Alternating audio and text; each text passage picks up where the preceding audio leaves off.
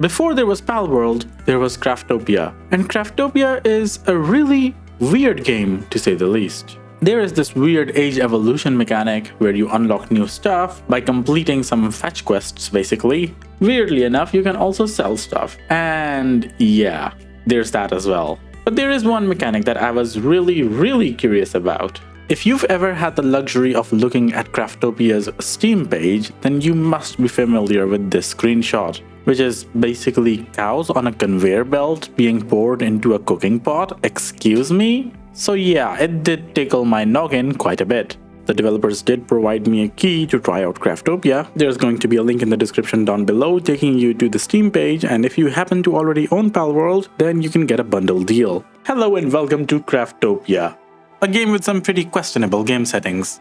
But I wasn't here for the game settings. I was here to mass produce steak like they do in America. Let's get ourselves some logs.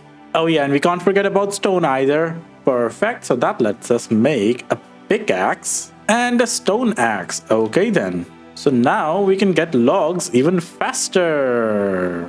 What on earth is that over there?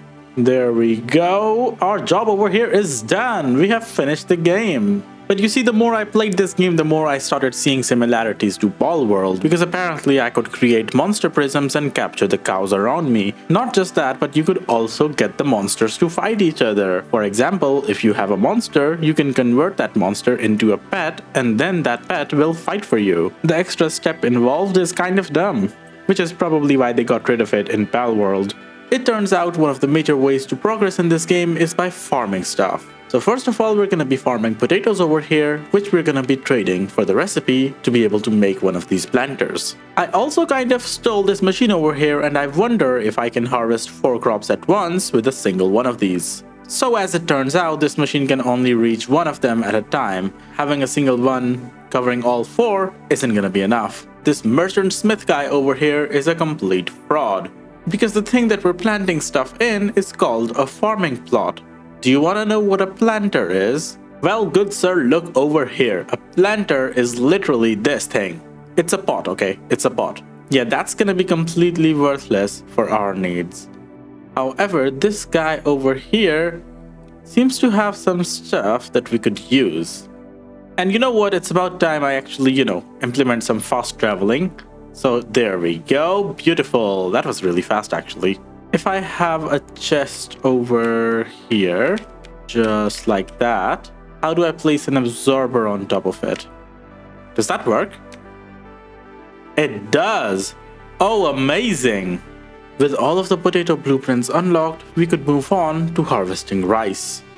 Now, all of these blueprints are incredibly important because they are going to let us progress to the breeding setup that we want to build. And just like potatoes, there are 2 blueprints over here for us to unlock, which is going to be the reaping machine as well as the seed extractor. Now that we have the seed extractor, we don't need to go back and forth between the merchants anymore. Instead, we can simply add in 1 cabbage and get 3 seeds back. And since we can use a single seed to plant all 4 of these, yeah, it's pretty much just unlimited cabbages from here on out. Let's just get some cabbages going so we can move on to the next phase. So now I only need to plant it and not worry about harvesting stuff. Yeah, so I accidentally put all my cabbages inside the seed extractor and there seems to be no way to get them out.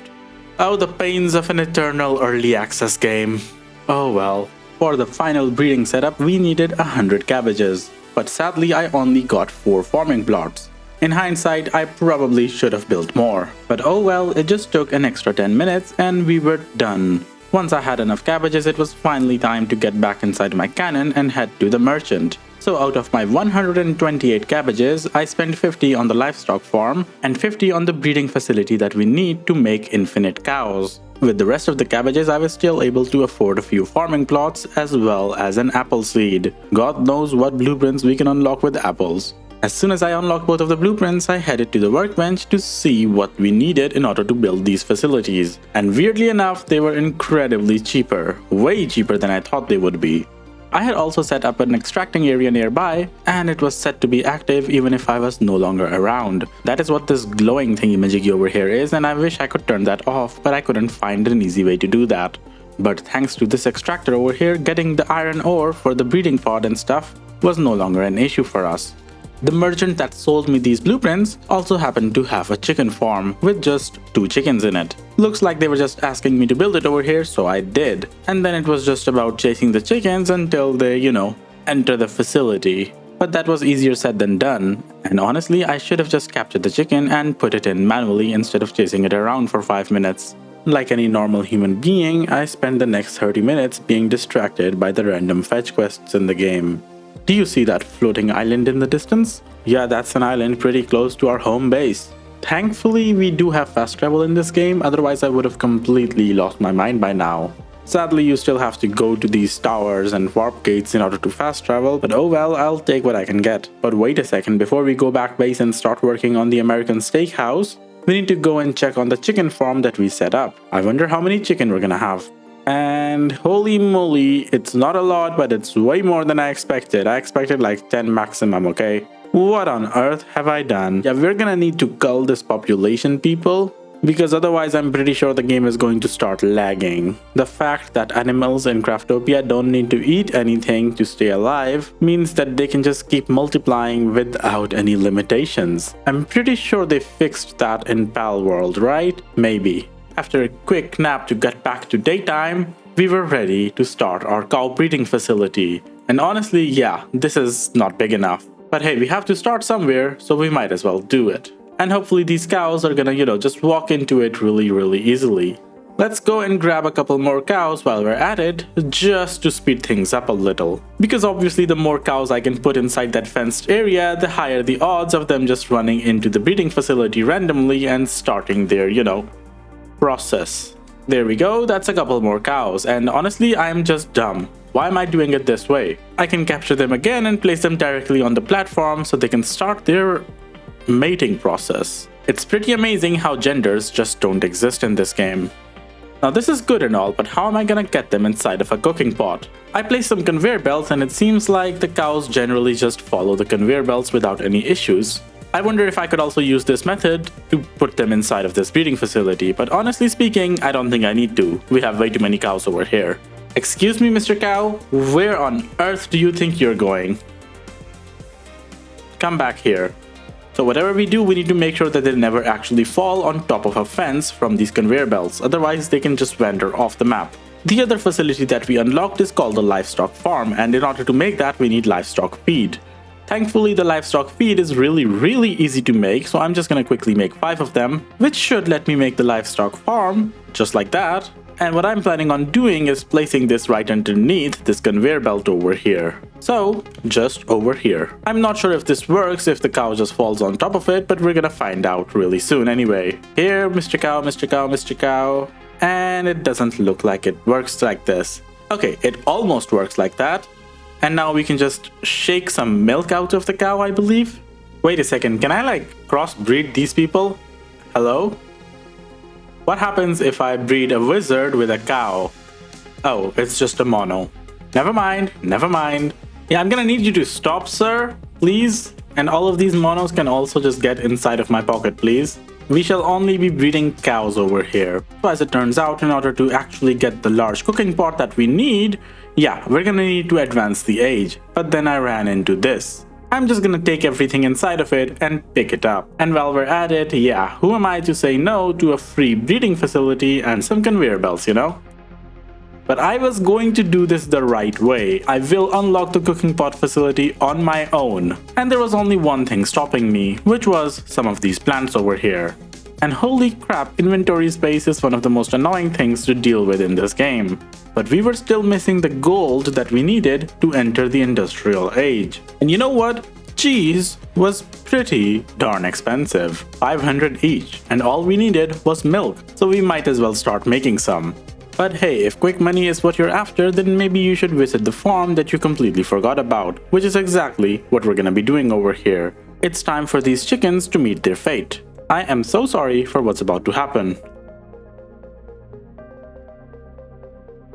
We got around 50 eggs and 150 feathers from that run. That is decent enough, but there's something that's even more lucrative right over here. Remember that extractor setup from just a few minutes ago? Well, technically a few hours ago, but you're never gonna find out about the real time I spent doing this. Yeah, this place. And when I tell you that this place is an insane moneymaker, I am not kidding, by the way. Except I completely forgot that this was turned off. Oh no. Do you have anything of value inside of you? I mean, kind of. By selling all of the loot from those chickens and the extractor over here, we're gonna be able to get ourselves another 4,000. Imagine if I hadn't forgotten to turn it on. At this point, we should be able to go back home and sell the cheese over here, along with this steak, and ideally that should net us more than enough money. And now we just need to wait for the shipment over here to get our gold. And now that we have 20,000, we can simply go to the next age evolution, except I accidentally sold my thing that I needed. And of course, this wouldn't be a game like Palworld without some really epic boss fights. And by epic, I kind of mean underwhelming because you can simply just spam your way to victory without any issues. Yeah. Why am I here? Well, I'm here because I accidentally sold all the materials that I needed. The best part is that you guys watched me sell it as well. And they also sell for 0, so it's not like I got anything in exchange anyway. For some reason, everything in this game has a water allergy. If you just keep your cow in the water, it dies. If you keep your hoverboard in the water, it also dies. And now that we have everything over here, we can progress this age. Age evolution! And this is probably the last one that we need. Except that now we need gold, so we have no choice but to head off once more. This is also the time when you start facing against some human enemies as well. But once more, they're not really a problem, just like that giant. Why a human is dropping eggs, by the way, is something that I don't want to know the answer to. So I went and got myself plenty of gold, letting me make the improved workshop over here, which can finally let me make that large pot, as long as I have the iron, which I have plenty of. So let's just come over here now, and we are going to be really nice to the cows, okay? And our first victim is actually coming over right now. Hello, Mr. Cow. It was nice knowing you. Oh my god. Oh, I love this so much that I'm gonna place another breeding facility over here. Yeah, hopefully they're gonna run into both of them a lot more now. Because right now, they're kind of not doing that. Yeah, what happens when this fills up? So it fills up, and then we can just take the stuff out from in here. Oh, that's the entire loot. That's all the loot from the cows. So not only do we get the steak, but we also get the flesh. We don't need this anymore, right? Because the milk is actually coming from this place now. And with just a couple more breeding pods over here and an expanded pasture, yeah, we have been able to sustain a population of cows while also setting up some automation over here. This pipeline is emptying out this pot so that it never actually stops, putting everything in this chest over here, and this chest is providing materials to the aging facility to make infinite cheese for us. So now, as I struggle to figure out a thumbnail for this video, let's talk about whether or not you should actually play this game. If I'm being honest, then Craftopia was a game that had a lot of promise, but that doesn't mean that it's a bad game. I'm not sure if you're able to tell, but I still had a lot of fun doing this. And honestly, this is all just a side quest. This isn't even something that you're supposed to do. Just the fact that you can do it though, and just the fact that you can build something like this means that, you know, the game is pretty much a sandbox for you and your friends to figure out. In my case though, the more I play Craftopia, the more I want to play Palworld. It seems like pocketpair learned a lot of lessons playing Craftopia, and they did apply those lessons in Palworld really well. There's going to be a link in the description down below, taking you to Craftopia's Steam page, and honestly speaking, the reviews over there do a much better job of explaining whether or not this is a game for you. In my opinion, if you just want a solo sandbox to do crazy stuff like this, then yeah, go for it. And it's been a while since we got any major content updates. Seems like the developers are kind of focusing on Palworld, you know? Yeah, I'm not gonna talk about this.